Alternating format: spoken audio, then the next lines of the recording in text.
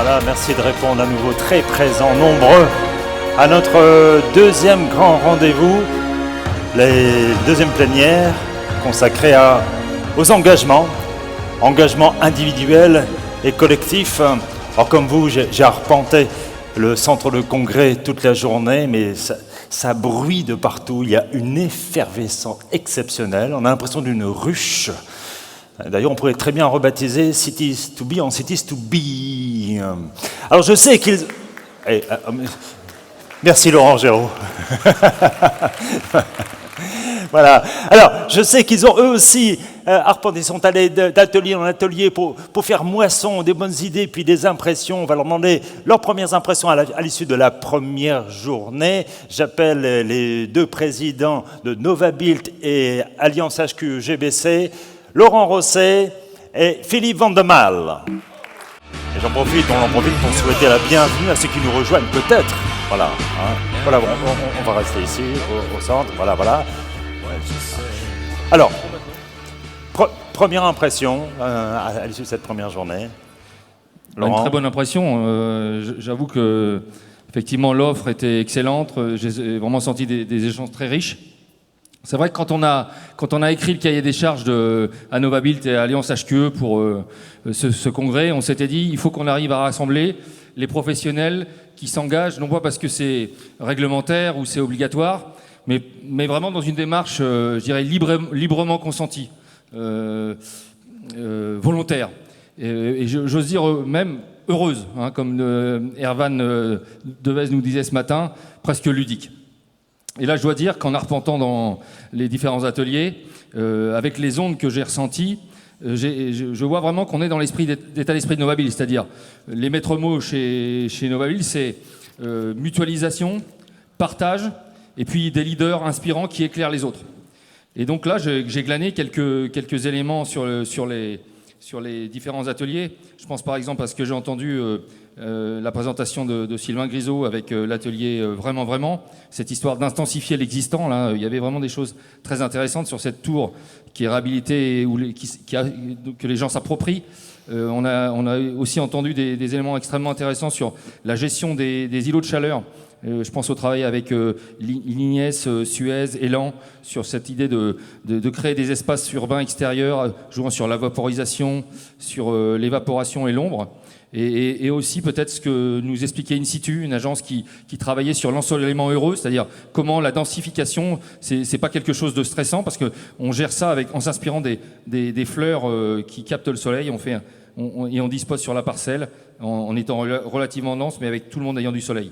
Voilà, tout ça, ça participe à cette idée de cette transformation heureuse. Et je dois dire qu'avec tout ce que j'ai ressenti, j'ai envie de vous dire, vous êtes tous dans l'état d'esprit de Novabuild, vous êtes tous dans cette ligne de partage. Et vraiment encore, merci d'avoir échangé à ce niveau-là cet après-midi. Merci Laurent. Philippe, Philippe Vandemal, votre retour. Le retour, je vais compléter. Moi, je trouve ça bouillonnait, vraiment, c'est impressionnant. J'espère qu'il y a eu beaucoup comme le disait Erwan Devez, beaucoup de dopamine qui sont sortis pour le bien. Non, c'était vraiment impressionnant. Il y avait énormément d'ateliers proposés, et ça, c'est vraiment, à mon avis, un grand choix. Le pitch, j'ai adoré le pitch. Je suis passé à plusieurs pitchs. C'est plutôt très, très, très sympa. Enfin, vraiment. Et puis, il y a eu beaucoup de rencontres. En tout cas, c'est l'impression que ça donne. Et j'espère que vous allez tous retirer beaucoup de richesse et d'expérience. Moi, je suis... Puis là encore, vous êtes encore très nombreux. Alors on est dans le noir, on vous voit moins, mais manifestement c'est encore bien plein.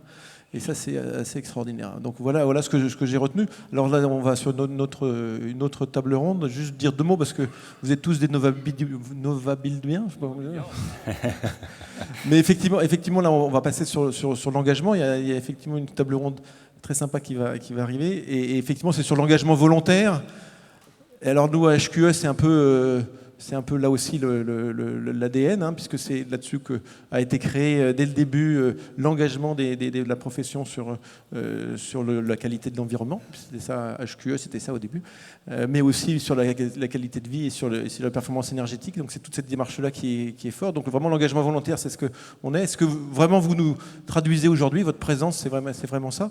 Et puis HQE a continué. Et puis c'est vrai que notre idée à nous, c'est d'aller toujours plus loin. Hein, et c'est toute la démarche d'HQE performance performance qui a été lancée il y a une dizaine d'années et qui est d'aller chercher encore plus loin tout ce qu'on peut faire et tester avec vous les nouvelles idées, les nouveaux projets à faire. Et je crois que c'est cette-là. Et vraiment, moi, je sens voilà, de l'énergie qui vient et c'est assez important.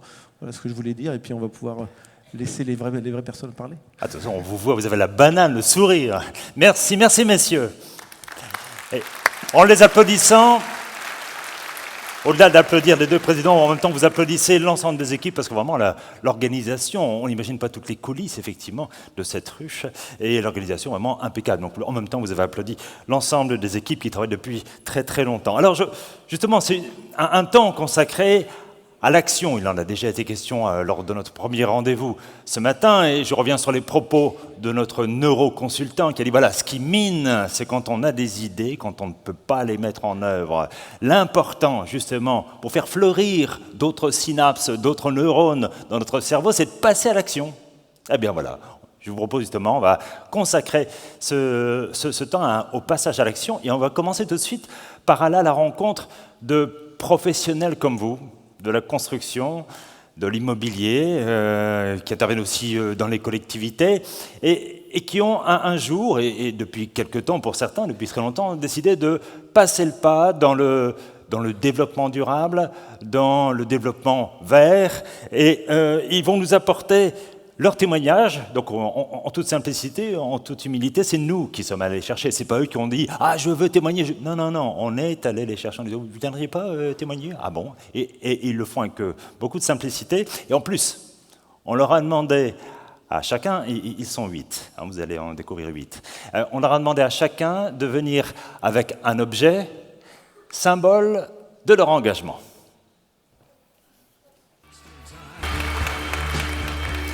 Alors on va commencer, c'est un voyage en 8 étapes. On va commencer notre voyage par aller à la rencontre de Ana Rocha Melado, qui vient directement du Brésil, de Sao Paulo. Elle est la présidente de Proactive Consultoria, une société qui promeut le HQE dans son pays. Elle est passionnée par sa mission et les résultats sont au rendez-vous. Nous vivons dans un pays de la taille d'un continent.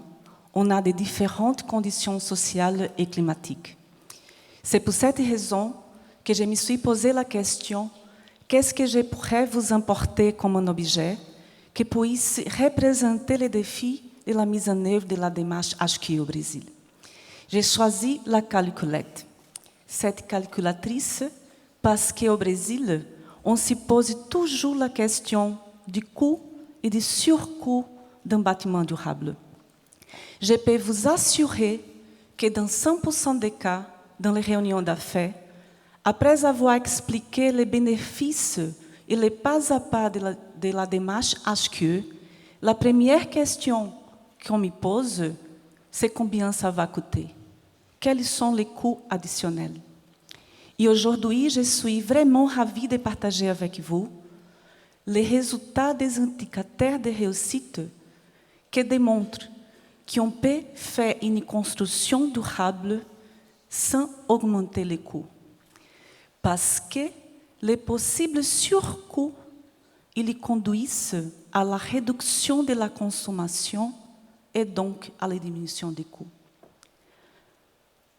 Ça veut dire, en moyenne, que dans les projets accompagnés par Proactif, entre 2008 et 2019, on a, en moyenne, dans la phase de l'opération, une réduction de la consommation de l'eau de 45% et de l'énergie de 25%. On a également, dans les chantiers, des résultats notables de réduction de consommation d'eau et d'électricité. Et en plus, on a réduit les gaspillages. Ces chiffres sont les résultats des solutions techniques et architecturales qu'on adopte quand on travaille avec la démarche HQE. Ces résultats positifs, ils sont la base pour montrer qu'on peut démontrer que ces bâtiments durables sont positifs au niveau de l'argent. En plus, je peux vous dire qu'on vient notamment de certifier le premier bâtiment HLM-HQ au Brésil. Il était bâti pour le maître d'ouvrage Tarjad. Il s'appelle Amadis. La démarche HQE nous a permis de changer notre façon de travailler dans la phase amont et de valoriser la gestion des projets.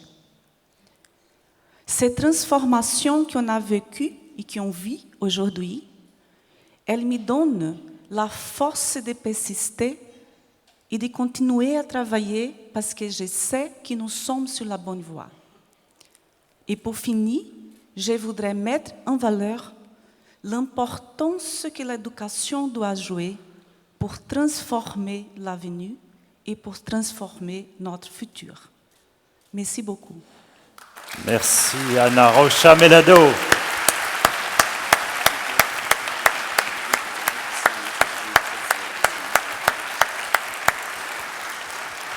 Nous poursuivons notre voyage, alors on revient en Loire-Atlantique avec Michel Brochu, gérant des ateliers Isaac, une entreprise spécialisée dans la conception et la réalisation de bâtiments à ossature-bois en Loire-Atlantique, à Nort-sur-Erdre. Mais voilà, il vient nous partager sa conviction. Donc j'ai choisi cet objet qui est un mètre. Je le pose ici. Donc pour moi, le mètre, c'est notre référent dans le bâtiment.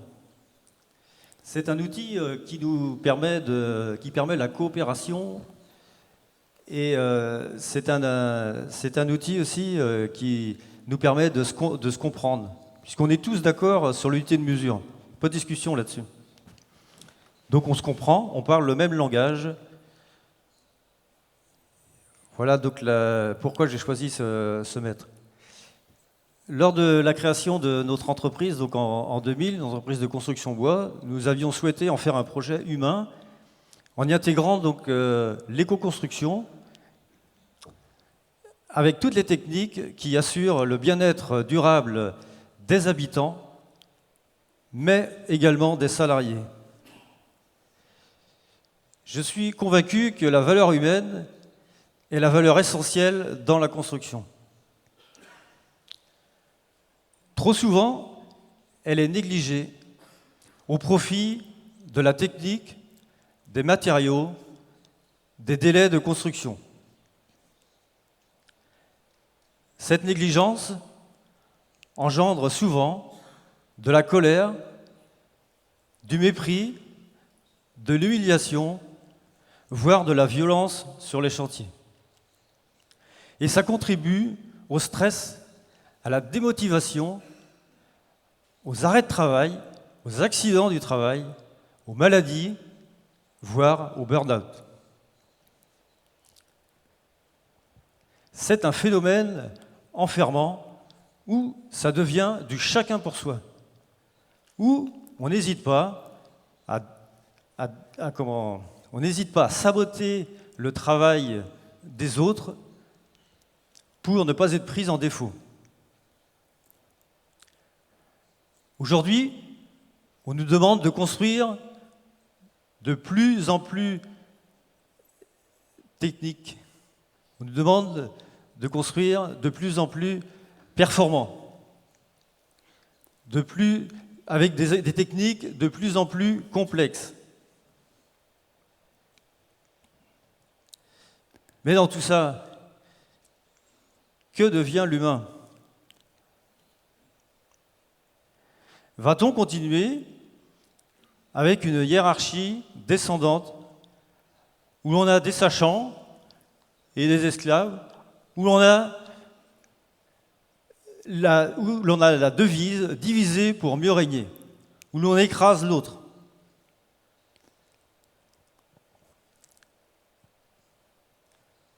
Je pense que nous avons besoin d'un management qui met en valeur les compétences de tous les acteurs du bâtiment.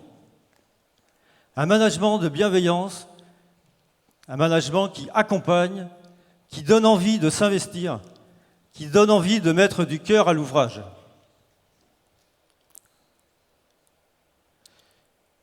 C'est ce que je pratique dans mon entreprise et les résultats sont excellents. On n'imagine pas le potentiel qu'il y a en chacun de nous et l'envie de bien faire. Alors, si nous voulons réussir, soyons coopérateurs et redonnons du sens à notre travail. Merci, merci Michel Brochu.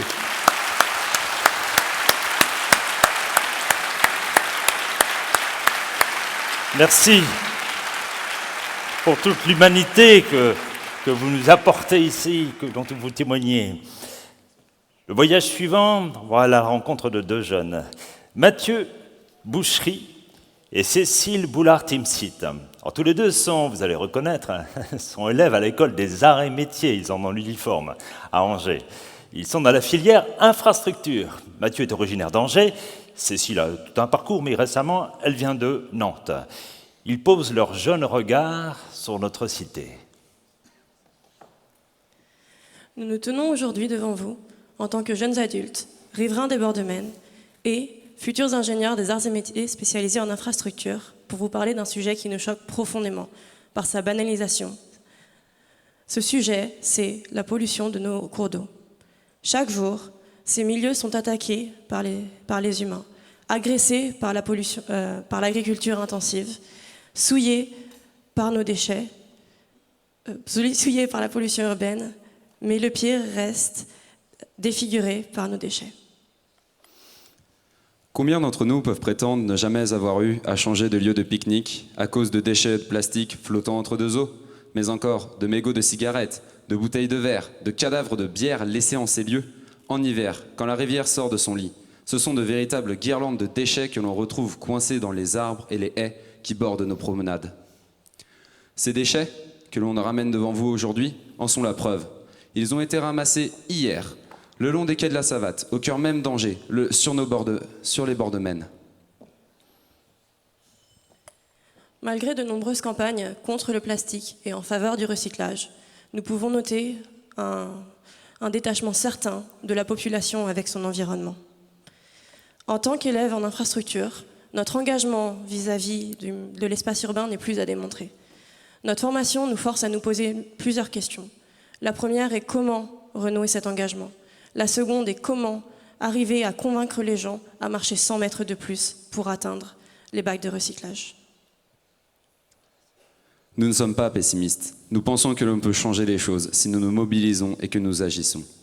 Les élèves de notre école, les arts et métiers, ont mis en place hier un jardin flottant le long des quais de la Rochefoucauld. Entièrement composé de plantes aquatiques, ce jardin absorbe certaines substances comme des engrais ou des pesticides nocifs pour la vie aquatique. Ainsi, nous pouvons soigner la nature, mais il serait plus simple si elle arrêtait de subir ces attaques. Les jardins flottants ont un autre impact positif, cette fois-ci sur l'engagement citoyen. Ils sont attractifs, interactifs et pédagogiques. Le grand public peut s'y promener, apprendre et comprendre leur fonctionnement. Ainsi, nous pouvons recréer du lien entre les riverains et la nature, un lien qui manque cruellement aujourd'hui. Nous ne vous demandons pas l'impossible avec des systèmes de haute technologie révolutionnaires. Non, ce que nous vous demandons aujourd'hui, c'est de renouer avec votre ville, de vous investir plus dans les espaces naturels, de faire les pas jusqu'à la poubelle qui peuvent sauver les berges, qui sont des espaces qui nous sont utiles en bien des manières. Nous espérons avoir réussi à vous convaincre aujourd'hui et avoir réussi à vous encourager à faire de nouveaux efforts pour votre planète, ou du moins continuer ce que vous entreprenez déjà. Merci, j'en suis sûr. Mathieu et Cécile, Mathieu Boucherie, Cécile Boulard-Timsit.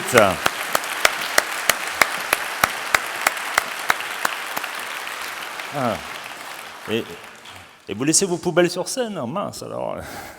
Alors, l'intervenant suivant, je pense que vous le connaissez. Je suis quasi sûr. Allez. Si je vous dis arrêtez antipesticides à Langouette, en Bretagne, je pense que vous connaissez Daniel QF, qui a défrayé la chronique ces derniers temps. On a fait beaucoup parler de lui et sa commune, bien sûr. Eh bien, il vient ici, on le remercie, dans la continuité de son combat écologique. On vous écoute, Daniel.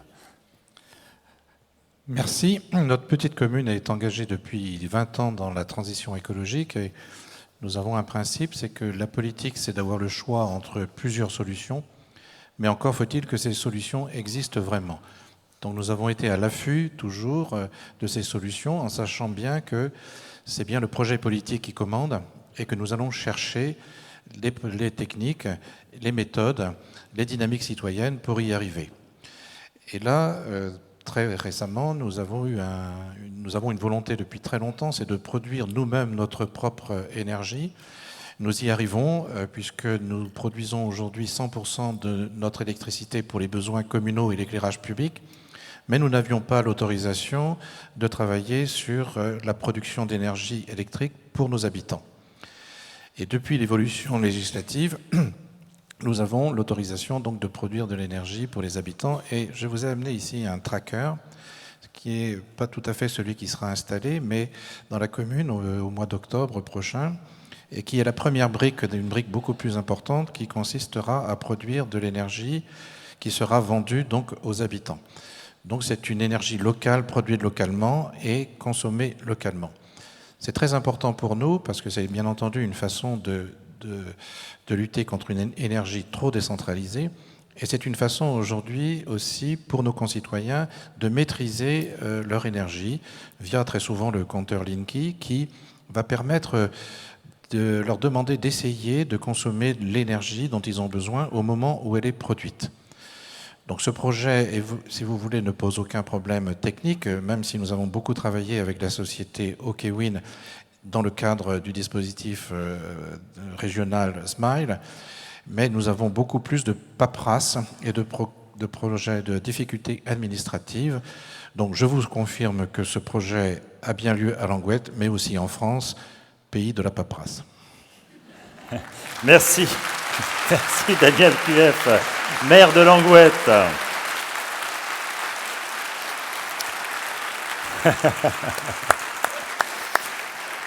Alors de Bretagne, on part carrément à l'est, sud-est, Auvergne-Rhône-Alpes, avec vous, Marie Soria Ao. Vous êtes déléguée générale dans le cluster éco-énergie, le cluster d'éco-bâtiment. Et je peux vous dire, elle va vous booster, vous, nous tous, les acteurs de la construction.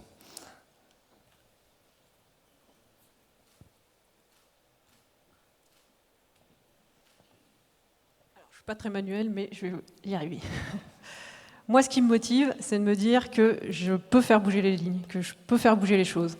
J'ai ce sentiment profond que j'ai un rôle à jouer. Alors certes, à ma petite échelle, je suis quelqu'un de très réaliste et très terre-à-terre, donc j'ai pas la grosse tête, mais j'ai vraiment ce sentiment profond que je peux faire bouger les choses. Un bâtiment, c'est plus seulement un outil, un objet. Un bâtiment, c'est devenu un lieu où on vit, c'est un lieu où on travaille, c'est un lieu où on fait du sport, où on se cultive, bref.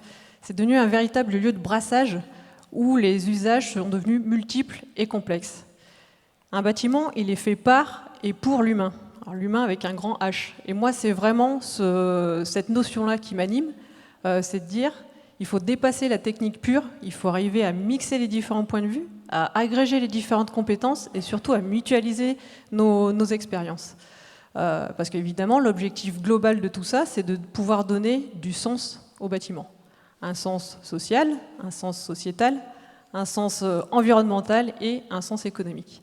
Alors, c'est moi qui viens vous parler aujourd'hui, mais en fait, nous, au quotidien, dans nos clusters, dans nos centres régionaux, donc en région, sur les territoires, c'est notre quotidien.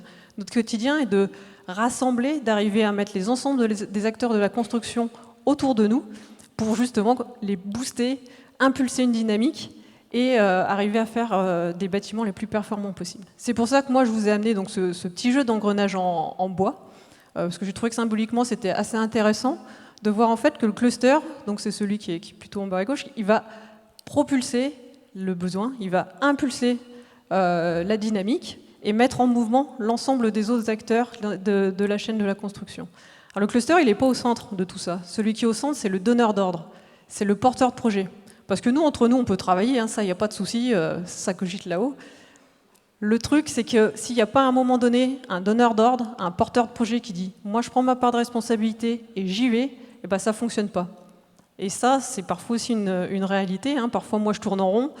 On fait aussi tourner en bourrique. Mais l'objectif, quand même, c'est j'essaye d'arrondir les angles au mieux. On essaye aussi de mettre de l'huile dans les rouages pour que chacun puisse se saisir de la responsabilité qu'il a à différents niveaux en fonction du projet. C'est réellement ça qui m'anime.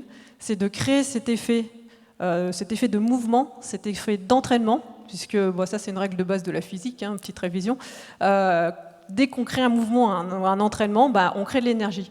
Et moi, je m'appuie sur cette énergie pour alimenter une dynamique. Et la dynamique, on l'alimente tous les jours sur nos territoires. Donc moi, de l'énergie, en tout cas, j'en manque pas, et je la mets vraiment au service du bâtiment. Et ce que je voudrais faire passer comme message, c'est que je manque pas que d'énergie, je fais avec les moyens que j'ai. Et ce que j'ai envie de vous dire, c'est vraiment, maintenant, il faut y aller, il n'y a plus de questions à se poser. On est tous gagnants à y aller, donc engagez-vous et engageons-nous tous ensemble. Merci Soraya, Marie-Soraya Ao. Merci pour votre belle énergie.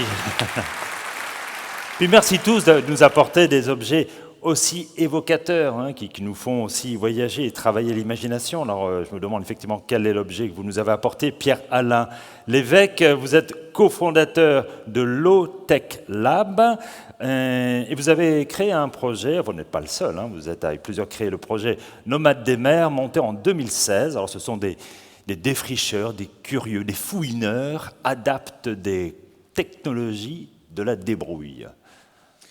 Bon alors, on m'avait demandé de ramener un objet, et du coup j'ai rien ramené, je trouvais ça plus simple. Bon, il y a une citation de Saint-Exupéry qu'on aime beaucoup au Low-Tech Lab, qui est « La perfection est atteinte, non pas lorsqu'il n'y a plus rien à ajouter, mais lorsqu'il n'y a plus rien à retirer ». Et en gros, la technologie, moi je trouve ça hyper intéressant, je pense juste qu'il faut qu'on re-questionne nos besoins pour vraiment la mettre là où elle est nécessaire. Et avec notre bateau d'expédition, Nomades des mers, ça fait 4 ans qu'on est parti de Concarneau et qu'on sillonne la planète, le voilà, pour aller à la rencontre d'inventeurs de low technology, les low tech. Ce sont ces systèmes simples, accessibles et durables qui permettent de répondre à nos besoins de base, l'accès à l'énergie, à l'alimentation, à l'eau potable, aux matériaux, etc. Et on est vraiment convaincus, nous, que c'est via la low tech qu'on va pouvoir penser à un avenir durable pour l'homme et la planète. Alors, avec le bateau, on se balade beaucoup dans les pays de la ceinture tropicale, dans des pays qu'on dit émergents, parce que peut-être par plus de contraintes économiques, climatiques, etc., c'est un super terreau d'innovation de low-tech. Il y a plein d'inventeurs. Et du coup, à chaque fois, on passe du temps avec ces gens-là pour documenter leurs systèmes, les partager en accès libre sur Internet pour que d'autres puissent se les approprier. Et c'est d'autant d'exemples pour nous qu'on peut faire mieux avec moins. Alors, le bateau, pour nous, c'est aussi un laboratoire d'expérimentation. On a tout enlevé dedans pour pouvoir tester les low-tech et ce qu'on se porte nous-mêmes en tant que cobayes. Alors, on va y retrouver des cultures de spiruline, des élevages d'insectes comestibles, on a eu des poules, le moteur il tourne avec du biodiesel, etc. Parce que d'une part, on a envie de participer à cette optimisation des systèmes low-tech et aussi parce que ça nous permet de nous changer nous-mêmes et on pense que c'est une des premières étapes pour, en tant qu'individu, ensuite s'engager dans des associations ou faire bouger son entreprise, etc. Donc il y a 6 ans, on a commencé, on était 3 dans l'association. Maintenant, on est une quinzaine à temps plein à Concarneau, sans compter toutes les communautés qui sont en train de se monter à travers le monde pour faire la diffusion de ces systèmes low-tech. Alors il y a une histoire moi, qui m'a un petit peu marqué. C'était au début de l'aventure, une de nos premières escales, c'était au Sénégal, dans un makerspace, un endroit où il y a des bricoleurs qui se rassemblent, qui s'appelle Dev Kwakniep. Il y avait des bricoleurs de toute l'Afrique de l'Ouest qui étaient là. On voulait travailler sur l'éolien. Et nous, avec nos gros sabots d'ingénieurs, on avait ramené des plans d'une éolienne autoconstruite qui faisait 200 watts. Donc on la fabrique avec les gens. Et là, ils nous disent à un moment donné, mais en fait, elle est bien votre éolienne, mais c'est trop en fait pour ce qu'on appelle les primo-accédants, pour les besoins de base. Il n'y a pas besoin d'avoir 200 watts comme ça, c'est pas nécessaire. Nous, on a besoin de quelques dizaines de watts pour la lumière et pour les smartphones principalement. Et ça nous a fait pas mal cogiter. En quelques heures, ils nous ont construit une éolienne avec des déchets en plus qu'on leur envoie de l'Europe, des moteurs pas à pas qu'on trouve dans les vieilles imprimantes. Et pour moins de 5 €, ils nous avaient fait une éolienne qui répondait vraiment aux besoins. C'était sobre et efficace. Et cette philosophie de la sobriété, pour moi, c'est la clé. J'essaye de me l'appliquer maintenant dans mon quotidien. Et re-questionner ses besoins, c'est un exercice que je vous invite à faire pour tendre vers plus de sobriété. Merci Pierre-Alain Lévesque.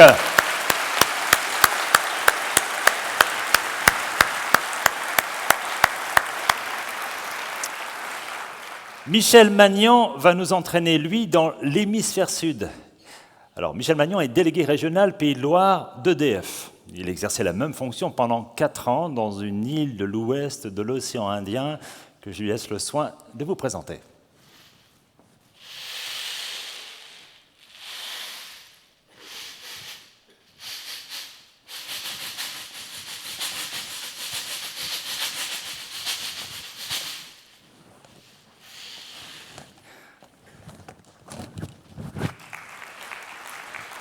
C'est un kayambe.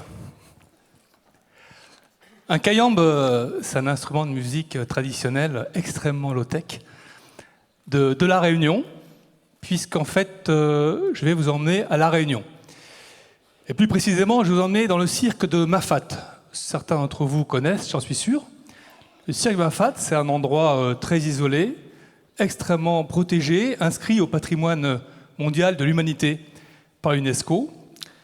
C'est un endroit très difficile d'accès, il n'y a pas de route d'accès, il n'y a pas de route du tout d'ailleurs. Il y a des chemins pédestres. Il n'y a pas de réseau téléphonique filaire. Il n'y a pas de réseau d'eau, si ce n'est des prises d'eau rudimentaires. Et il n'y a pas de réseau d'électricité. Pour l'électricité, les 350 habitations réparties dans le cirque, regroupées en villages qu'on appelle des îlettes, sont équipées depuis longtemps de panneaux photovoltaïques assez anciens et de batteries qui ont maintenant largement plus de 20 ans. L'endroit est merveilleux, ceux qui le connaissent peuvent le dire, et donc le tourisme se développe. Le tourisme se développe plutôt vite, des gîtes voient le jour, et le niveau de confort augmente pas beaucoup, c'est un territoire qui est sobre, mais augmente quand même. Et pour donner un peu plus de confort, et surtout avoir de l'électricité tous les jours de l'année et toutes les nuits, eh bien, des groupes électrogènes voient le jour sur ce territoire de manière assez importante. Qui dit groupe électrogène dit carburant, qui dit carburant à Mafat et dit hélicoptère. Donc le carburant est emmené en hélicoptère. Il n'y a pas de traitement des huiles usagées et je ne vous parle pas des nuisances sonores le matin qui finalement perturbent et mettent en danger l'environnement de ce territoire d'exception.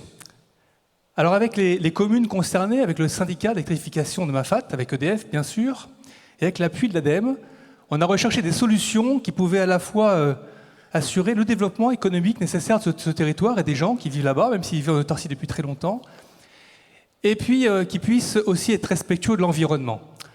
Et on s'est retourné vers Powidian, qui est une spin-off d'Airbus qu'on a repérée à la COP21, et on a développé une première mondiale sur ce territoire à Mafat, sur l'îlette de la Nouvelle, une première mondiale qui consistait à créer un micro-réseau électrique partagé entre plusieurs habitations, avec bien sûr production d'énergie solaire photovoltaïque, comme on l'a vu tout à l'heure, avec des batteries également classiques en stock tampon, mais également avec une chaîne hydrogène, avec production d'hydrogène, stockage d'hydrogène très longue durée, pour avoir l'électricité tous les jours de l'année, toutes les nuits de l'année, même en période, je dirais, nuageuse. Il y a quand même à La Réunion aussi des tempêtes tropicales et des périodes nuageuses.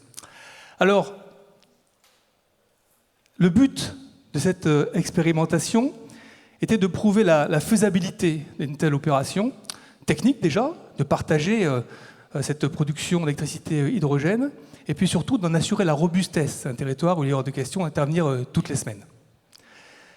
Je dois vous dire qu'en 2017, quand on a installé ce micro-réseau, quand on a raccordé l'école de la Nouvelle, quand on a raccordé la maison des instituteurs, quand on a raccordé l'atelier de l'ONF, quand on a raccordé le dispensaire de la Nouvelle, c'est vous dire, j'étais quand même particulièrement fier d'être allé au bout de cette première étape.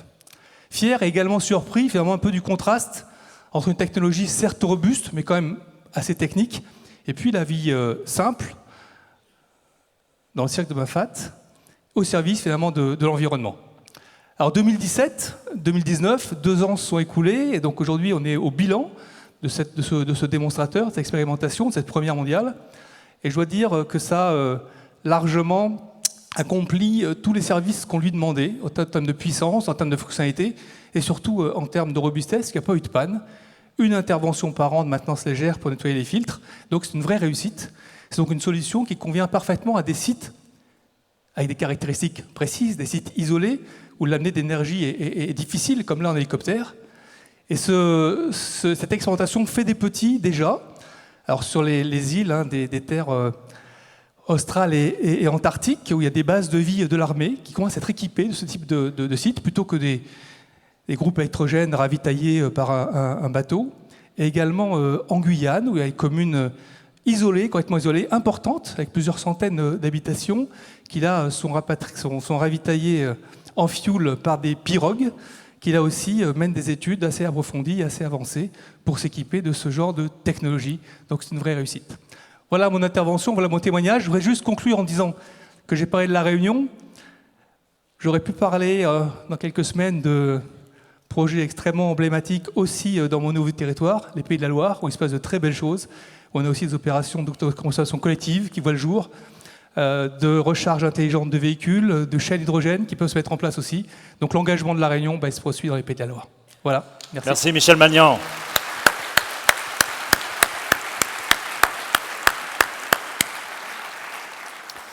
Xavier Bonnet, notre dernier engagé. Il travaille à la Boken. Boken, c'est une entreprise en Vendée, une entreprise de construction et de maisons individuelles. Il en est responsable du bureau d'études.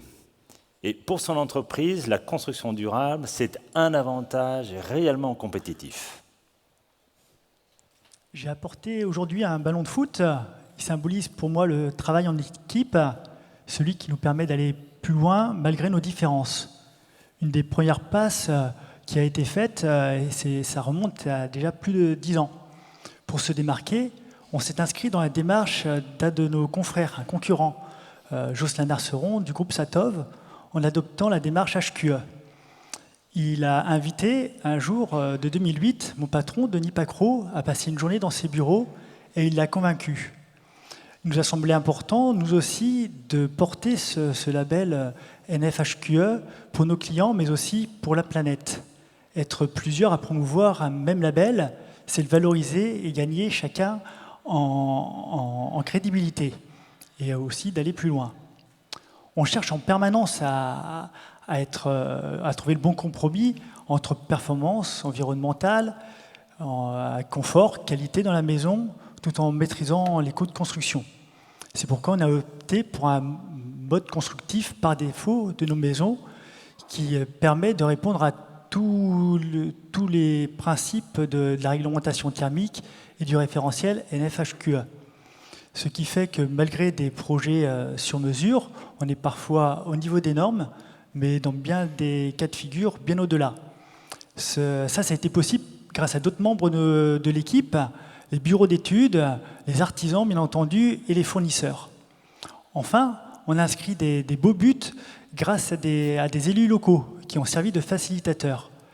Ils ont permis à la Boken de construire des maisons témoins, des maisons montrées à un grand nombre de personnes, et ces maisons témoins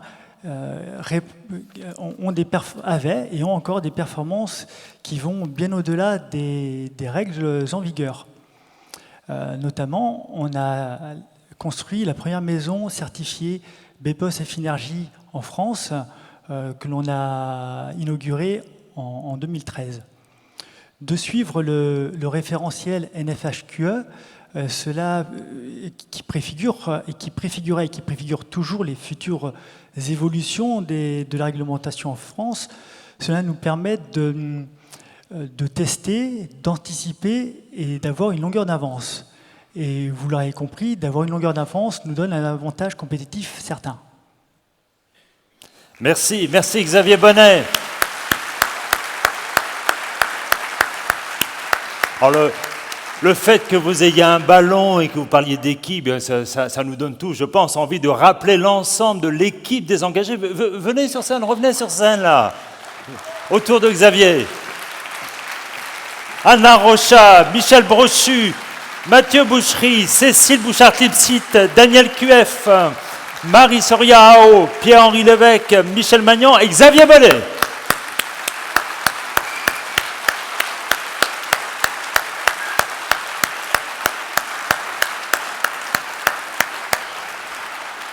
Merci, alors je vous invite à regagner votre place. Merci de nous avoir raconté vos belles histoires. Hein. J'emploie bien cette expression, hein. Comme le disait, on l'a dit plusieurs fois ce matin, mais le disait notre neurospécialiste. Hein. Il est important aussi de nous parler de belles histoires, de beaux récits positif, il faisait la différence entre angélisme et positif. Je rappelle qu'il dit, voilà, les pensées positives permettent effectivement d'oxygéner le cerveau. Et ça, c'est formidable, il nous a dit, révélation, hein, que le cerveau ne se détériorait pas avec les années. Hein.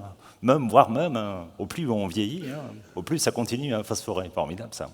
Alors, de l'espoir. Alors, on va continuer à rencontrer un autre engagé. Alors, tout de suite, je le précise, il n'y a aucune appréciation d'échelle. Je veux dire, il n'y a pas un engagement petit, très très local et un engagement au niveau d'une nation. Je veux dire, le principal, c'est de passer à l'action. C'est ce qu'on a vu. Pourquoi je fais ce préambule? C'est parce que l'engagé qu'on va rencontrer maintenant, bon, je vais le faire, c'est un peu facile, mais je fais un raccourci. Il va venir sur scène, mais avec lui, c'est 1,4 milliard de personnes qui montent sur scène. Hein, puis parce qu'effectivement, c'est le représentant chinois de GBC, le vice-président chinois de Green Building Council, qui va venir ici. Alors effectivement, c'est facile de dire qu'il représente l'ensemble de ses co-habitants sur le territoire chinois. Je le remercie, Mr. Hu, professeur Hu. Venez ici, sous vos applaudissements, me rejoindre sur scène.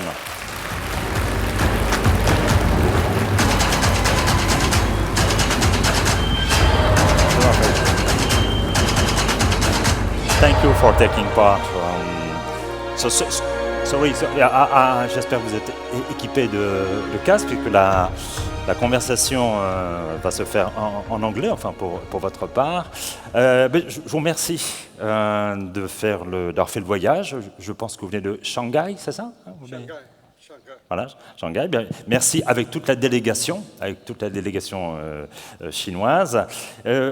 Peut-être que, donc je le reprécise, vous êtes donc quelque part, en tant que vice-président, je pense que le président de GBC Chine est dans la salle. Hein. Et donc vous êtes les homologues de Philippe Vandemal pour la France, hein, qu'on a rencontré et qu'on rencontre depuis ce matin. Peut-être avant de commencer, je ne parle pas trop vite pour I don't speak too fast for the translation. Is it good? Okay, merci. Peut-être là tout de suite une première réaction là sur tous ces engagements que vous avez découverts là maintenant, Monsieur Hu. I was also very, very, very excited when I see the people here. I'm very proud of you. I was very, very appreciative of these people.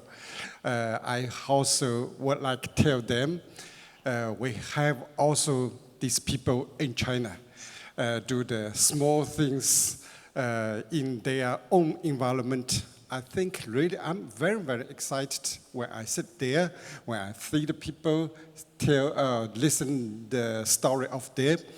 And in China, actually, today it's the really transformation very dramatically.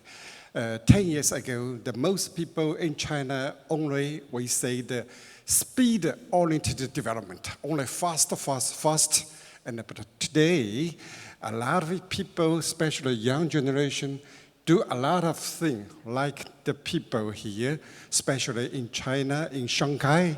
In last month, it also begins to separate the garbages in different very clean ways, and so the whole China today discuss about in mass media discuss about what the Shanghai the first day do so many different divided of the rubbish. So it's I think especially young Chinese very, very excited. I do every small video for them. I will bring them also to the Chinese people, the young generation, what they do the same. So I think today is the conference in France. But I will tell the audience here, actually you have another part also in China. The heart is very similar. We would like to do something more positive, green for the environment, for our own common planet. Thank you. Merci pour ce premier retour. Ouais. Alors, comme je le disais en vous appelant ici sur scène, c'est vrai qu'on est tenté de vous demander, au nom de la Chine, quelle est la politique chinoise concernant l'environnement. On entendait votre ministre de l'Environnement mardi dire voilà, le développement durable de la Chine va passer par un soin particulier pour l'environnement. Donc il y a un engagement fort. Alors, je me permets, j'ai proposé cette question-là à M. Wu. Il m'a dit je ne suis pas le gouvernement, hein, je représente GBC. Allez-y, votre réponse. Certainly. Actually, we are just the China GBC. Right. We are not a government, but I can tell my own story. 20 years ago, when I come back to, after 10 years in Europe, I was started here, do my PhD in Europe. And the first city I work is the Paris, actually. And when I, in year 1996, come back, I think really we needed the green building idea in China. And I'm very lucky that I have a PhD student become the Vice Minister of China. I say, China, you should do the green building. And after half years, he really launched this green building movement in China. And only 400 people come, the whole China, from this 1.4 billion people, only 400. But after these 14 years, today, every year we're gathering in China GBC conference, over 6,000 people come from all of China in the always end the May, because in March, because that time's only big challenge in Beijing, bigger the smoke. So I think this time really good time for educated people. It's important. So we chose this moment in the end of March. It's the really time to educate people. So it's very lucky that I think in China we have the Confucius. The professor have very big influence to their student. So the student become the leadership. We can influence the policy very strong. Today, every year come the 5 ministerial, from education, Minister of Science and Technology, Minister of Finance is very important, and also the Committee of Reform and the Development, and certainly the Prime Minister, Vice Minister, always every year comes. So now it's the bigger event in China. I hope also the audience from the French, you are welcome actually really in our China GBC conference. Thank you. Alors, si on en vient à votre sujet sur l'immobilier, la construction, la rénovation, est-ce que, assez rapidement, hein, vous pouvez nous donner les grands enjeux, les challenges qui vous attendent ou sur lesquels vous êtes aujourd'hui? Rapidement, si c'est possible. Challenge is very big. It's no a country so big, because if the developing country not so build so much building, if the developed country also not already built small renovation, but in China in the last 4 decades, when I was child, just after Cultural Revolution, when I come to university, I do the architecture. Every people in Shanghai, only 4 square meters. 4 square meters. But Shanghai today is the more than 50 square meters, every people in Shanghai. 12 times, more than 12 times the bigger already built the building for every people. Certainly, the improvement, we are delighted. See the living standard is improved. But this, in the last 40 years built the building, is not green building. We are waiting to do the green building transformation. So it's a really very big challenge. Not the new building, but just build the new building. in China. This is a big challenge. I think I applied all the audience participants of these 8 conference. Please come together. We do together to make this new built building transform to green building. That's a big challenge. I just tell a lot of my colleagues, I'm very happy that CSTB already we're working very hard together, very close together in 5 eco-cities in China. But I just tell you, my research project just launched in this year for 5 years. We get over 20 million the budget for this research. We have to do a lot of transformation in 19 new cities, so-called new development cities. That's do a lot of big challenge. Okay. So I apply. Next time you come together, I also appreciate your moderate, very good. I think Thank you you. should do also in China next time, please. Thank you. Oh, thank you. I will come. I will. Yeah. Come. Est-ce que vous pourriez nous donner je sais pas, 1 ou 2 exemples d'innovation sur lesquels vous êtes en train de travailler en termes de construction, Yes. en termes d'aménagement? Yeah.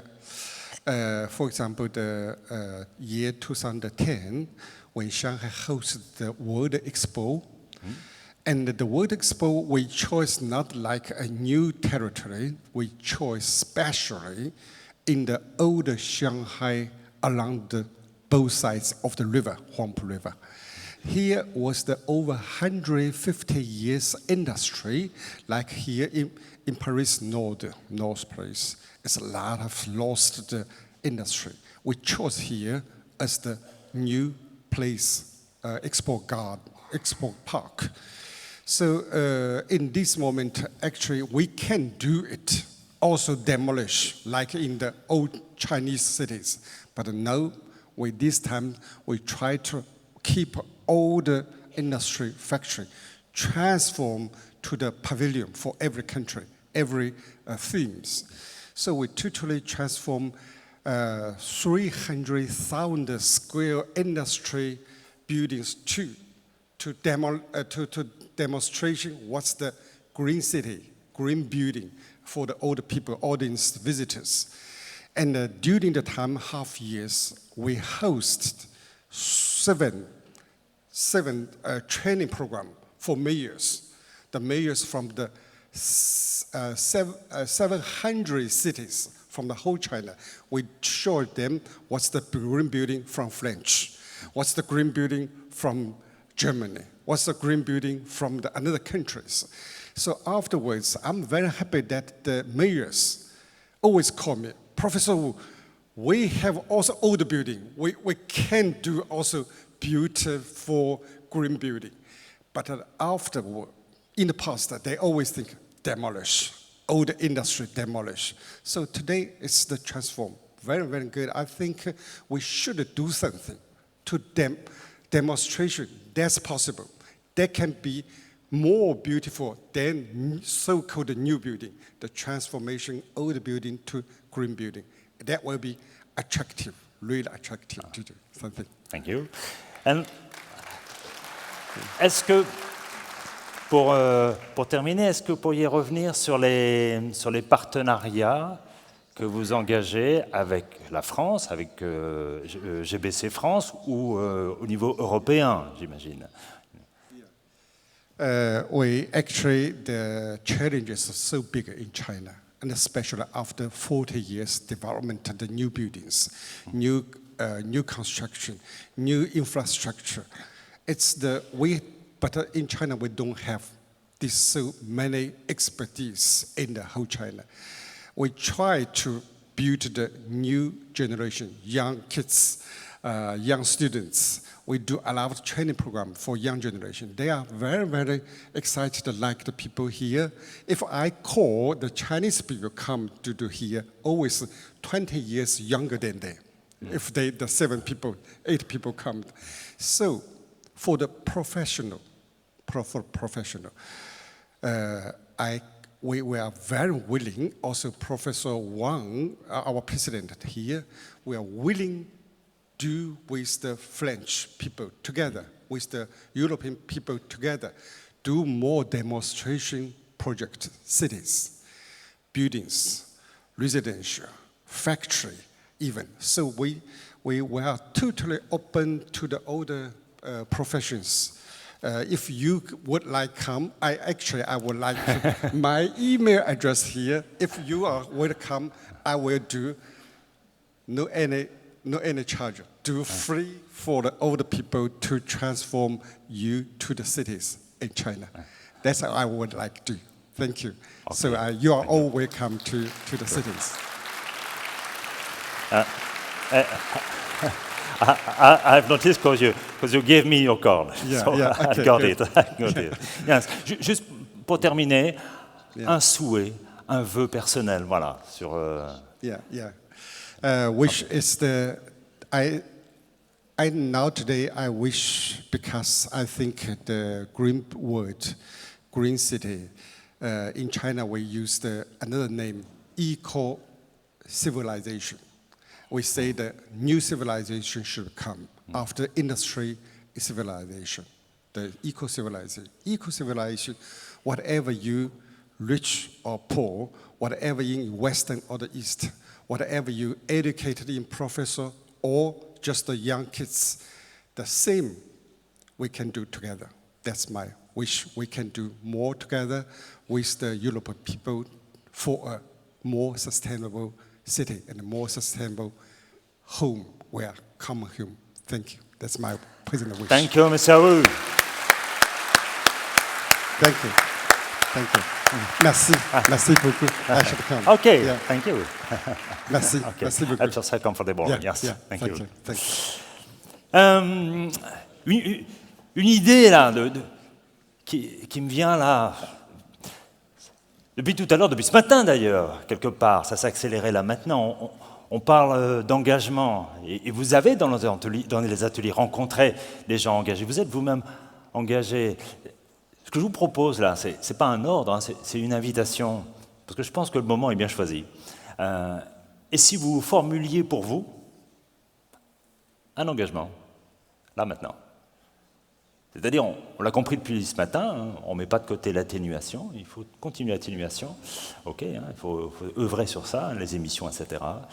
Mais en même temps, il faut accélérer, il faut s'adapter, il faut faire un truc qu'on n'a jamais fait, qui fait un peu peur, vous savez. Ben, hop, je vais le faire. C'est peut-être un petit pas. Hein, vous savez, les plus grands voyages commencent toujours par un petit pas. Hein, donc, un petit pas. Alors, je reformule ce que je viens de dire, qui est une invitation, une suggestion. Hein, c'est pas une consigne.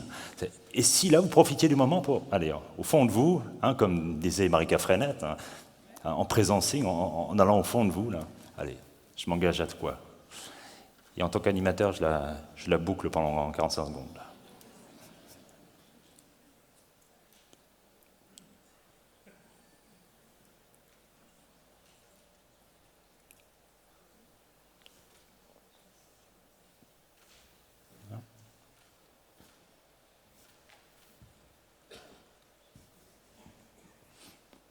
Et alors, attends, donc c'est venu ou c'est pas venu, hein, c'est une image, une phrase, etc. Je vous propose, hein, là aussi c'est une deuxième invitation, c'est le partager avec vos voisins, voisines. Oh, j'aurais dû le dire avant, mince. Vous pouvez dire ce que vous voulez, hein, c'est incantatoire, déclaratif. Bah, écoutez, allez-y, créez du désordre, vivez votre vie, si vous le souhaitez, il y a un voisin, une voisine quelque part, et dites-lui échanger. Allez-y.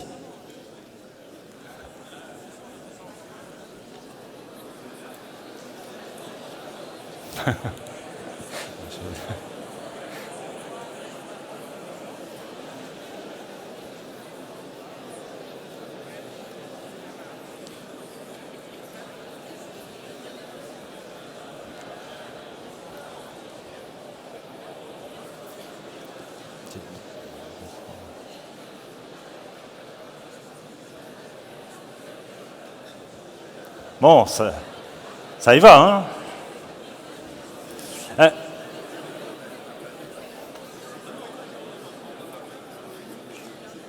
Merci.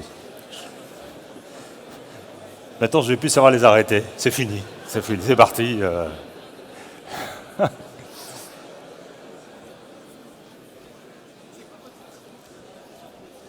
Bon. Vous me voyez venir? Enfin, plutôt le ballon. Votre attention. Allez, s'il vous plaît, j'en suis plus mal, c'est fini. Votre attention, on va reprendre. Est-ce que certains d'entre vous partageraient là, comme ça, à la cantonale, voilà, comme ça. Alors, ce qu'on peut se proposer, Xavier, je peux me permettre de prendre votre ballon. Alors, il m'a dit, c'est pas son ballon, c'est celui de son fils, hein, donc on le récupère après. Hein. D'accord. Allez, je l'envoie. Alors, attention, hein, vous êtes prêts à le recevoir, parce que je ne voudrais pas créer des accidents. Hein. Ça va, il est mou, mais enfin, vous êtes prêts? Je ferme les yeux? Non, non. Vous êtes prêts? Vous êtes prêts? Ah oui, il va falloir lâcher les portables, là. Hein. Attention, recevez-le. Ah, alors, attendez, levez-vous. Voilà, vous avez le ballon. Vous avez le ballon, levez-vous. Levez-vous. Ah, il se rechange le ballon. Il est tombé où? Il est tombé sur la tête de qui, là? Bon, alors, est-ce que vous acceptez, en toute simplicité, de communiquer votre engagement mutuel? Non, ça fait bizarre, votre engagement mutuel. Hein, oui? Alors, je récupère le ballon et je vous donne le micro? Je vous donne le micro? OK. Alors, ce que je vous propose, c'est, en toute simplicité, levez-vous, parce que la caméra, elle est derrière, pour que tout le monde vous voit. Voilà. Voilà. Allez. Voilà. Bonjour à toutes et à tous. Merci. Je suis désolé pour la jeune fille que j'ai assommée avec le ballon. Ouais. Donc moi c'est sur mes déplacements, donc je m'engage à me plus déplacer en voiture en ville. Voilà. Tout simplement. Voilà,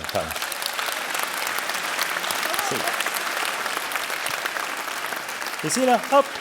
Ah bah vous l'avez attrapé le ballon, c'est formidable. Alors, c'est plutôt vous qui l'attendiez. Là, vous tournez par ici, la caméra est là. Allez-y. Bonjour à tous. Moi, c'était plus concernant mes déchets plastiques de la vie quotidienne, on va dire. Essayer de les réduire au maximum. Voilà. Et vous pouvez nous révéler l'engagement de votre voisin? Il vous a confié quoi? Mon voisin, c'était concernant sa nutrition, manger plus sainement. Voilà. Bon, bien. Allez, je vous laisse renvoyer le ballon avec douceur, s'il vous plaît, parce qu'on ne va pas créer des... Voilà. Ah, bah là. Pourquoi ça tombe sur moi? Allez. Pardon. Ah, Marika. Marika, mais non. Alors, allez-y. Voilà. Ah, je suis en face.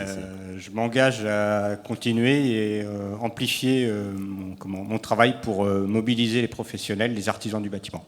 Voilà. Merci. Bon. Alors, je voudrais quand même récupérer le ballon pour le rendre à Xavier. Hein. Je vous prends au dépourvu si je vous demande votre engagement, monsieur? Non? Non, je ne vous prends pas au dépourvu. Vous avez envie de communiquer. Alors, levez-vous. Allez-y, levez-vous. La caméra est là. Voilà. Bonjour à tous, William Palis, conseiller régional du Centre Val-de-Loire. Moi, je m'engage dans la COP régionale. Je l'ai présentée hier, la journée faire. C'est une initiative qui est lancée à l'échelle régionale où on s'engage pour lutter contre le changement climatique, donc avec plein d'actions. Donc, je ne vais pas toutes les énumérer. Voilà. Bon, écoutez, merci d'avoir témoigné. Il est où le ballon? Non, je me suis engagé. Alors, allez, pas trop fort, hein. Allez, attention! Oh. Ça va? Pas trop de mal? Bien. Ah, oui. À qui je donne Laurent Géraud, vice-président, conseil régional. Hein? Qu'est-ce que vous êtes échangé entre vous? Vous êtes à côté de Philippe Pelletier.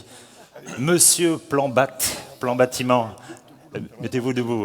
Bonjour à tous. Alors en fait, on s'était dit qu'on se disait ça entre nous et que je ne pensais pas avoir le ballon. Mais je vais jouer le jeu. C'est peut-être un peu loin du thème d'aujourd'hui. Je me suis dit que j'ai un engagement personnel dans l'accompagnement des réfugiés et j'avais envie d'accentuer cet accompagnement. Donc voilà, c'est très personnel, mais ça n'a rien à voir, même si. Merci. Alors, ce que je vous propose, vous pouvez garder le micro. Philippe Pelletier et Laurent Géraud, venez sur scène sous vos applaudissements parce que c'est eux qui vont animer la table ronde suivante.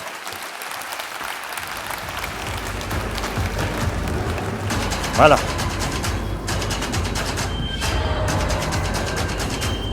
Et vous, qu'est-ce que vous aviez comme engagement?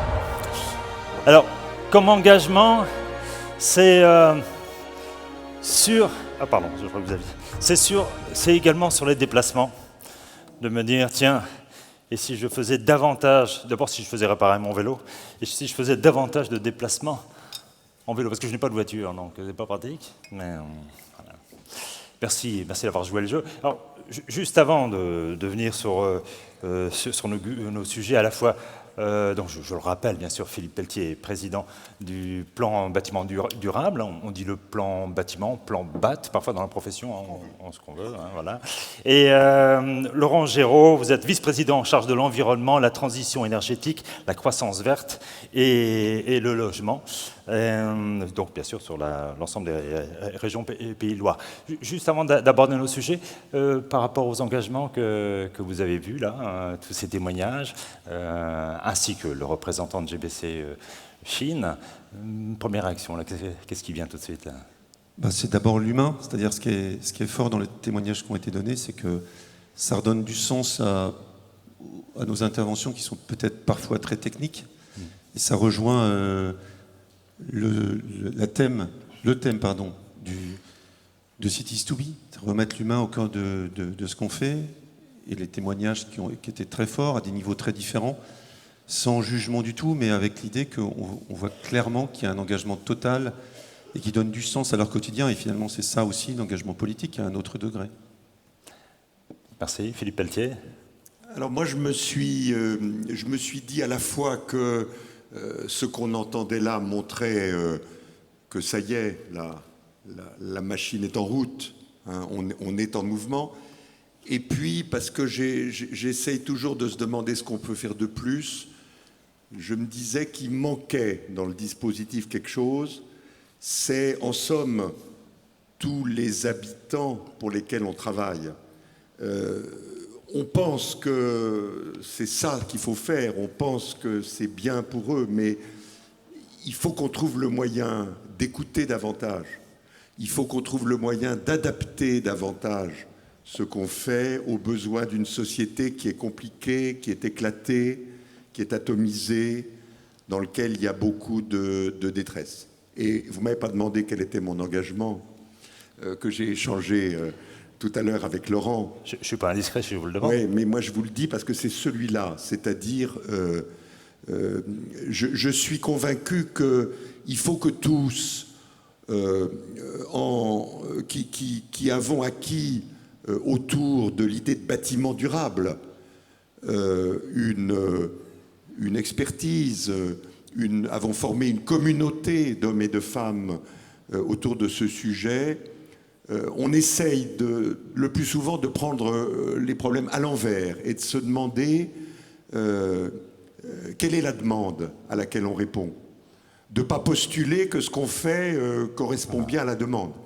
Et par exemple, comme bailleur social, ce qui est mon activité maintenant, une de mes activités, je prends la tête d'une société HLM qui, en Île-de-France, s'appelle Séquence Solidarité et va uniquement produire 1 millier de logements, mais en partant pour les demandes formées par des gens fragiles et qui sont si fragiles qu'ils doivent être accompagnés dans le logement par des associations. Et vous allez aller vous-même sur le terrain, Philippe? C'est déjà fait, mais on le fait. Alors on le fait déjà beaucoup. On a 10 000 logements de ce type.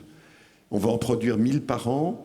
Mais c'est en somme l'idée de tout ce qu'on fait, et c'était le thème de la première plénière ce matin, l'homme au centre de nos sujets. Eh ben, il faut qu'on ne se laisse pas envahir par nos techniques, par nos gestes, nos savoir-faire, mais qu'on ait en permanence cette préoccupation d'être à l'écoute d'une société complexe, fragile, pour mettre les hommes et les femmes qu'on loge au centre, complètement au centre de nos actions. Alors j'imagine que L'écoute, ça a été un des fils rouges, ou le fil rouge, pour ces 10 années de plan bâtiment durable, écouter les différents acteurs. Qu'est-ce que ça représente, justement, on parle d'engagement, qu'est-ce que ça représente, là, on est 10 ans, et le plan BAT, c'est pas terminé, hein, mais on fête plus ou moins ces 10 ans, à quelques mois près. En termes d'engagement, qu'est-ce que ça représente d'avoir tous ces acteurs concertés autour du plan BAT? Alors, on a fêté les 10 ans en janvier. C'était en janvier. Et on était... Bon, on va rester simple et modeste. Hein. On a apporté une toute petite pierre à la construction d'un chemin dans lequel vous êtes les principaux constructeurs du chemin. Moi, notre rôle, il a été, parce que c'est ce que le gouvernement a souhaité en nous désignant, il a été d'être une sorte de passeur, entre les uns et les autres pour qu'ils travaillent plus ensemble, réfléchissent ensemble, passeur entre le plan national et les territoires, dans les deux sens, pour qu'ils se comprennent mieux sur ces sujets, passeur entre les pouvoirs publics et les acteurs, parce que ça ne sert à rien que les pouvoirs publics produisent des règles qui ne soient pas celles qui, pile poil, sont attendues par les acteurs. Donc ce rôle de passeur, je pense qu'on a à notre petite place, avec les moyens faibles mis à notre disposition, on l'a joué. Le deuxième élément, c'est ce que ça donne de, en somme, faire société, mettre ensemble des gens qui sont différents par nature, c'est que ça produit une formidable créativité. Alors là, je suis moins modeste. Si on regarde les quelques textes qu'il y a eu dans des lois, des décrets depuis 10 ans... C'est vous qui les avez inspirés. On peut même dire que les dispositifs qui sont dedans, je suis capable de vous dire, c'est ce groupe de travail qui c'est la proposition 18. Vous n'avez pas attendu les décrets pour avancer. Mais les pouvoirs publics ont joué le jeu. Voilà. Ils ont compris que ce qui était demandé par la société, dans la mobilisation de ces intérêts contradictoires, c'était ce qu'il fallait donner parce qu'on était à peu près sûr que ça allait faire écho à une demande. Et ça, on en est assez fiers. Alors, il reste évidemment plein de choses à faire. Alors oui, justement, alors, on va y revenir juste après. Alors évidemment, c'est assez succinct comme bilan. Hein. J'entends rôle de passeur et d'engagement volontaire et d'inspirer l'évolution des lois. Ça, c'est du bilan. Là, en actualité, un ou deux projets actuels. Vous êtes sur quoi en ce moment? Eh bien, on va en prendre deux. Rapide. Rapide. Deux phrases. Voilà. Le premier, c'est donner toute sa place dans l'action qui, vous l'avez entendu ce matin, l'action de rénovation énergétique des bâtiments, ça y est, c'est lancé pour de vrai. Et moi, je prends devant vous le pari et je prends l'engagement de tout faire pour ça, que ça va se stabiliser sur au moins les 3 ans qui viennent. Ça veut dire qu'on va pouvoir travailler sérieusement avec un programme qui est porté politiquement. Et mon premier défi, c'est faire en sorte que, sur tous les points qui ne sont pas du ressort de l'État, il donne la main aux collectivités territoriales. Il donne la main aux régions en chef de file du sujet, la région se débrouillant pour organiser entre les différentes collectivités territoriales de sa géographie le partage de l'action. Ça, c'est le premier rôle. Et le deuxième point, on a été tout à fait décisif là aussi pour dire que la prochaine réglementation, elle ne serait pas thermique, mais elle serait environnementale. Une fois qu'on a dit ça, les professionnels, les administrations travaillent ensemble. Moi, j'ai plus rien à faire là-dedans. Mais nous restons des veilleurs que les sujets de bien-être, de santé, de qualité de vie des occupants sont pris en compte par cette réglementation environnementale qui arrive. Et puis faire en sorte qu'on soit un lieu d'observation pour faire remonter ce qui n'ira pas, ajuster les dispositifs. Voilà. Bref, un observateur éclairé d'un sujet qu'on a contribué à lancer, et je le pense avec raison. Voilà. Et quand vous évoquez le passage de relais, eh bien, l'actualité, c'est que tout à l'heure, là, dans quelques minutes, vous allez signer devant nous une convention effectivement régionale, une déclinaison régionale du plan bâtiment. On va y revenir après. Laurent Giraud aussi. Je pourrais commencer par vous parler, vous me demandez sur la politique générale, sur la région, mais de façon très très factuelle. Depuis ce matin, on parle bien sûr de l'évolution du climat. J'étais moi-même cet été en Vendée, ça a chauffé sévère en Vendée, pas qu'en Vendée, mais voilà, il y a même eu des incendies près de Chaland. Tout à l'heure, là, quand je rentrais dans la salle, il y avait 10 degrés d'écart. On n'était pas en canicule dehors, c'était très bon, très agréable. Il y avait 10 degrés d'écart pour une salle très agréable, mais forcément climatisée. Quel est votre regard, quel est le regard de la région par rapport à ces évolutions climatiques qui viennent taper à nos portes, si je puis dire? D'abord, c'est une évidence. Je le dis parce qu'on peut encore lire parfois des gens qui s'interrogent sur la réalité de ce changement climatique.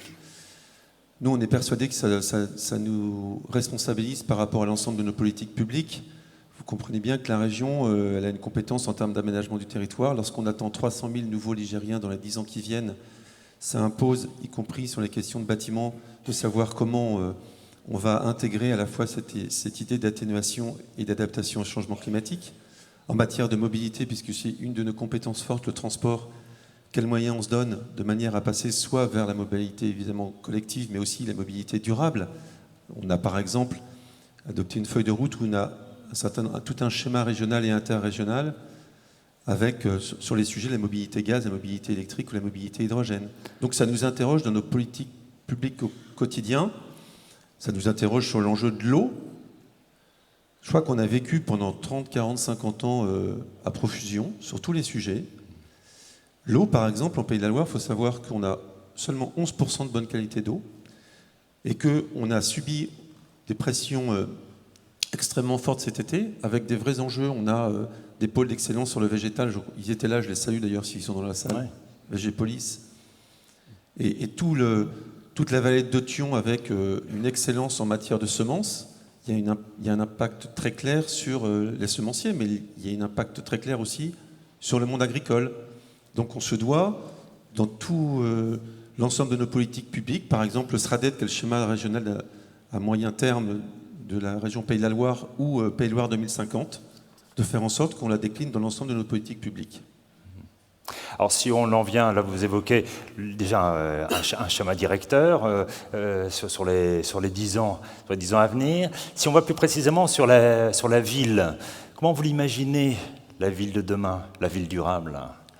Avant de répondre à votre question, j'avais oublié de vous dire qu'on a lancé quand même, parce que je pense que c'est important, c'est un débat, c'est important qu'on s'appuie sur des données scientifiques. Donc sur la question du changement climatique, on a mandaté une étude pilotée par un expert du GIEC, Hervé Le Trott, qui va décliner en Pays de la Loire les implications du changement climatique. On sait déjà, par exemple, que tous les 10 ans, il y a 3 à 4 cm de l'océan monte de 3 à 4 cm. Vous parlez aux viticulteurs, j'imagine que pour un certain nombre d'entre vous, vous resterez cette fin de semaine dans cette magnifique région et ce magnifique département. Si vous allez dans le Saumurois visiter quelques caves, ils vous expliqueront que depuis la guerre, ils ont gagné 1 mois sur le temps de vendange. C'est une réalité quotidienne que connaissent les gens sur nos territoires. Et le résultat d'étude, pour nous, c'est important. Le résultat d'étude arriverait quand vous allez lancer cette étude? En début d'année, de manière à éclairer nos stratégies pour les années qui viennent. Je reviens à votre question sur la ville durable. Sur la ville durable. D'abord, la ville durable, pour moi, c'est peut-être parce que j'ai écouté un certain nombre d'entre vous aujourd'hui, c'est une ville qui se reconstruit sur elle-même. Je pense que dans une région comme la nôtre, qui est extrêmement agricole, et qui attend de plus 300 000 Ligériens, comme je disais, dans les 10 ans qui viennent, ça nous impose d'avoir vraiment un enjeu extrêmement fort sur ce sujet. La ville durable, c'est d'abord une ville aussi où on retrouve, et là, il faut qu'on ait une vraie réflexion, je reprends ce qui était dit à l'instant, la dimension sociale et humaine de nos villes, avec des lieux de vie, des lieux de culture, des lieux de travail. Je pense qu'on a peut-être trop souvent, quand on parle de ville durable, une vision extrêmement technique, énergétique, végétale, thermique. Mais il faut aussi qu'on y mette du lien social. C'est pour ça que j'ai commencé par ce point-là. En tout cas, j'ai cité en deuxième. Et puis, évidemment, c'est de faire en sorte qu'on intègre dans cette ville durable l'ensemble des problématiques qu'on a évoquées, celle du changement climatique, l'adaptation au changement climatique. Dans une région comme la nôtre, il faut savoir que le territoire de Saumur, dans 15-20 ans, ça sera le même climat que en Provence. Ça veut tout dire, l'impact du changement climatique sur nos territoires, et ça veut donc dire qu'on se doit de l'intégrer dans l'ensemble de nos politiques. Et puis, si vous me permettez, pour moi, la ville durable, c'est d'abord une région durable. Parce qu'il y a quand même quelque chose il ne faut pas qu'on raisonne en silo. Il est essentiel dans une région comme la nôtre qu'on raisonne avec des locomotives, avec des territoires extrêmement forts en termes de dynamisme, Angers, Nantes et d'autres. Et puis il y a aussi tout ce tissu, cet équilibre rural qui fait en fait la vie de nos territoires, l'excellence de nos territoires. Il n'y a pas de transition énergétique s'il n'y a pas des territoires qui produisent des ENR ou des EMR demain en bordure de Guérande. Donc ce sujet d'articulation entre la ville et le monde rural me semble au cœur de la ville durable de demain. Et maintenant, si on en vient au bâtiment, puisque c'est dans les prérogatives d'un conseil régional d'avoir un foncier, alors le bâtiment en général et en particulier vos propriétés, entre guillemets, si je puis dire, comme les lycées, qu'est-ce que vous imaginez comme innovation Alors, en fait, c'est assez facile, même si c'est une volonté politique, mais c'est assez simple, dans nos appels d'offres, d'intégrer des normes et d'expérimenter un certain nombre de choses en lien avec ce que nous apportent les gens de Novabuild, les gens d'Atlambois et d'HQE, de Cities2B et du bâtiment durable. En revanche, ce qui est plus compliqué, c'est d'en faire un enjeu qui soit partagé par l'ensemble des politiques publiques et de faire en sorte que on démontre que c'est possible, qu'on gagne en technicité. Tout à l'heure, le maire a bien voulu citer Smile. On a été retenu dans le cadre, c'est un exemple très concret, dans le cadre du PIA3, donc programme d'investissement d'avenir, sur les réseaux énergétiques intelligents, avec nos amis bretons. Alors on ne s'est pas mariés, mais on fait plein de trucs ensemble. Donc avec nos amis bretons, notamment sur les réseaux énergétiques intelligents, on a mis en place une association qui s'appelle Smile, qui nous permet de proposer aux entreprises qui ont un savoir-faire en matière de réseaux énergétiques intelligents, sur le bâtiment, sur la mobilité, sur le stockage, de venir l'expérimenter et d'en faire une vitrine de l'excellence française. Ça, c'est concrètement des choses qu'on fait sur le territoire, et notamment sur le bâtiment durable. La semaine prochaine, je crois, on inaugurera le premier bâtiment avec des réseaux énergétiques intelligents sur la métropole nantaise, dans le cadre de Smile. C'est 51 projets, 170 millions d'euros d'investissement. C'est extrêmement concret pour les territoires. Et le photovoltaïque, vous investissez dans le photovoltaïque? Vous avez des projets? Alors, sur nos lycées, évidemment, mais on a un cluster, comme ça me permettra de citer à peu près tous les clusters, qui s'occupe du photovoltaïque et avec lequel on a lancé un appel à projet ADEME Région pour développer l'autoconsommation électrique. Le photovoltaïque classique, vous répondez à la creux, vous êtes retenu, vous n'êtes pas retenu. Ce qui est plus intéressant, c'est d'aller chercher des sujets un peu nouveaux, soit sur les bâtiments en autoconsommation, soit sur un quartier en partage de consommation, sur la flexibilité, l'effacement, etc. Et là, il y a des clusters, notamment les Pays de la Loire, sont bien placés. On accompagne maintenant la région Bretagne pour, avec eux et les entreprises nigériennes, déployer ce genre de réalisation sur notre territoire. Écoutez, merci de nous avoir donné comme ça un bref aperçu des différentes pistes et chantiers d'innovation. Alors, on va procéder officiellement, et on va commencer par vous, Philippe Pelletier, vous allez aller près du parapheur. Cette signature officielle de la Convention Plan Bâtiment pour la région Pays de Loire, pendant que vous, Laurent Giraud, vous nous en donnez le sens, pourquoi vous engagez dans cette convention. Pour nous, le savoir-faire, l'expérience acquise durant ces 10 années, il y a 2 exemplaires, Philippe, est essentiel. Dans un premier temps, on se concentre sur les questions de réhabilitation énergétique. L'objectif à long terme pour nous, c'est d'intégrer cette notion de bâtiment durable, comme j'expliquais tout à l'heure, dans l'ensemble de nos politiques publiques, dans l'ensemble de nos outils de planification, le SRADET par exemple. Donc c'est d'abord du transfert d'expérience. Il y a une compétence, il y a un réseau plan bâtiment durable qui nous permettra de le décliner et d'en faire quelque chose de très concret sur les territoires. Et d'ailleurs, je pense que c'est aussi ce que recherche Philippe, c'est-à-dire des territoires qui mettent en pratique leur savoir-faire, leur expérience et leur expertise. Merci. Philippe Pelletier, alors je vous invite à effectivement signer les 2 exemplaires. Philippe Pelletier, le sens que vous mettez dans cette signature-là? Écoutez, on est ravis parce que ça va déboucher sur ce qu'on appelle un plan bâtiment durable régional. Ça fera que 7 des 13 régions auront ainsi rassemblé autour de l'autorité régionale l'ensemble des forces vives pour déterminer des objectifs spécifiques à la région, un rythme d'action, des aides déployées, bref, tout ce qu'il faut faire pour que ça marche, c'est-à-dire une impulsion nationale et une déclinaison régionale de l'action. Écoutez, eh ben c'est ce qui se passe là. Alors, vous pouvez applaudir cet engagement. Et ce que je vous invite, peut-être, c'est de prendre... Je vais vous redonner le paraphère, peut-être, parce que pour dire que ça s'est fait ici, à Cities to Be, hein, de venir ici. Je vais demander à Michael, le photographe, si c'est le bon endroit, le bon éclairage, pour prendre la photo officielle. C'est bon comme ça, Michael? Oui, très bien. Oui.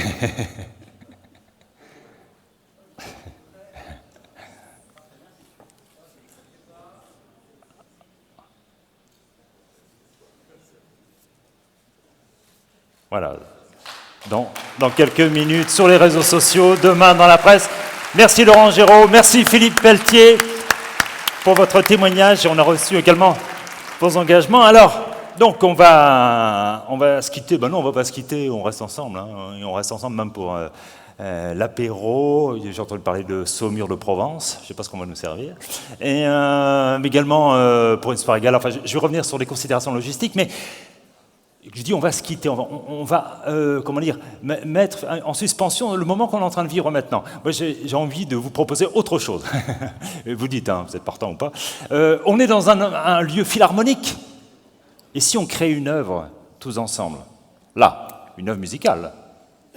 Waouh, hein, c'est-à-dire quelque chose qui pourrait traduire en geste, avec un geste universel et singulier, 1000 fois singulier, votre engagement.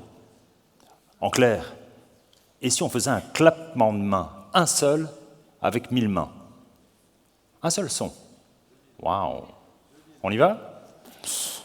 Alors, ce que je vous propose, donc le geste est relativement simple, hein, il s'agit de taper dans les mains. Hein, alors, ce que je vous propose, c'est de vous préparer quand même. Voilà. L'idée, je vous donne l'enjeu, c'est de réaliser une œuvre sublime. Hein, c'est une belle œuvre, c'est un seul claquement de main. D'accord? OK? Alors, je vois qu'il y a plusieurs écoles. Hein. Il y en a un pour les voisins et minimaliste. Je pense que le médium peut fonctionner. Pas la peine d'éclabousser votre voisin. Voilà. Vous êtes prêts?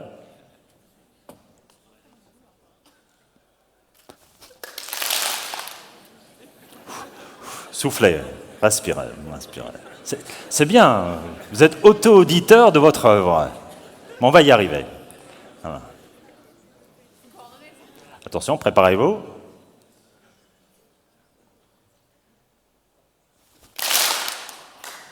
Alors on va reprendre. Attention.